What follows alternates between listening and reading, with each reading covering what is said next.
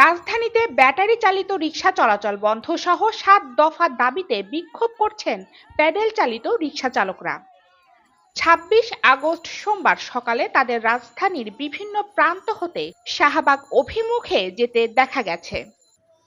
এই সময় রিকশা চালকরা বলেন, আজ আমাদের সাথে সিএনজি চালকরাও মিলিত হবেন এই আন্দোলনে।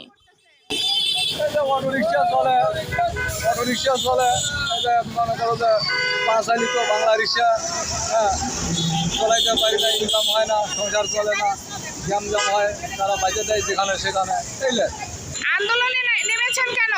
অটোরিকশা সমস্যা করে আমাদের। অটোরিকশা সমস্যা করে? কি ধরনের সমস্যা?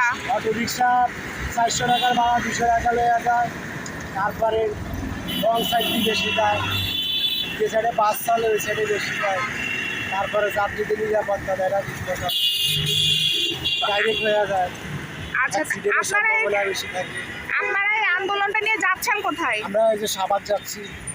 শাহবাগে যাচ্ছেন? ওখানে আমাদের মিটিং হবে। আচ্ছা, মিটিং ডেকেছে কে? মিটিং ডাকেছে আমাকে পায়ে রিক্সার মালিকেরা। ওনারা মিটিং ডেকেছে? সিএনজিরাও সংযোগ আছে আমাদের সাথে। সিএনজি এবং আপনারা অটো রিক্সা?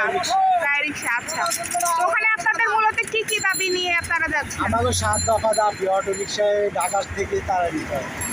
আপনাদের ৭ দফা দাবি? ৭ দফা দাবি। অটো রিক্সা ঢাকা থেকে তারাই দিতে হবে। আমাদের দাবি অটো রিক্সা। এই সময় তারা অটোরিকশা বন্ধের দাবিতে চলবে না অটোরিকশা চলবে না, অবৈধ অটোরিকশা চলতে দেওয়া হবে না, বাংলাদেশে বৈষম্য মানি না, মানব না সহ নানা স্লোগান দেন।